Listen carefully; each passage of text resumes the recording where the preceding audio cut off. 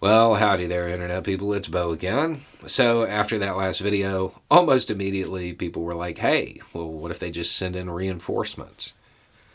So, we're going to talk a little bit about the Russian military, how it's structured, and we're going to talk about conscripts and contract, and we're going to talk about the reserves, which isn't like our reserves, and we're going to go over the numbers and talk about what they might still have back there. Okay, so we'll start with the contract troops. They're like our military.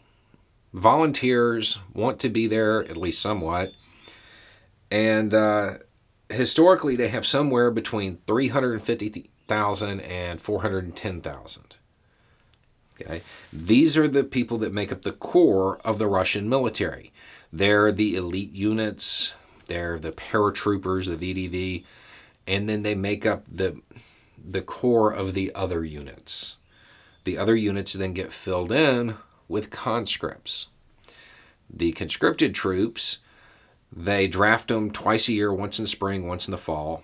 Each time 130,000 troops normally, so 260,000 additional troops that can be used. These people are not well trained.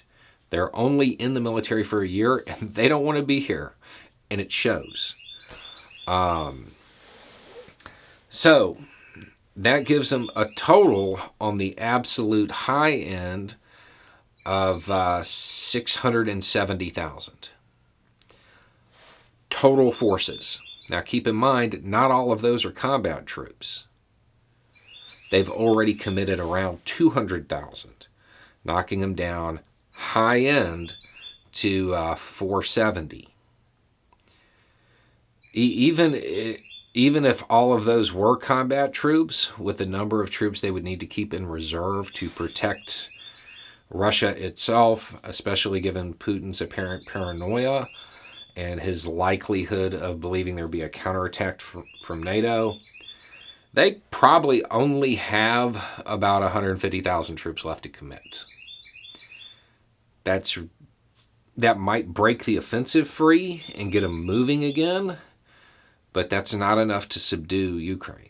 It's certainly not enough to hold it. So now let's go to their reserves.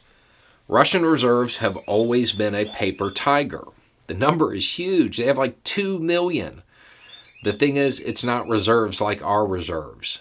Their reserves, it simply means you were in the military and you're still young enough to be called back. Out of that 2 million, I want to say 1 in 10 at some point get some kind of refresher. As far as reserves like we think of, people who actually go and continue to train, 1 week in a month, 2 weeks a year type of thing, out of that 2 million, it's about 5,000. They don't have it. They don't have the troops. They're going to have to call up a lot of troops to get anywhere in Ukraine. They're going to have to call up a whole lot more troops.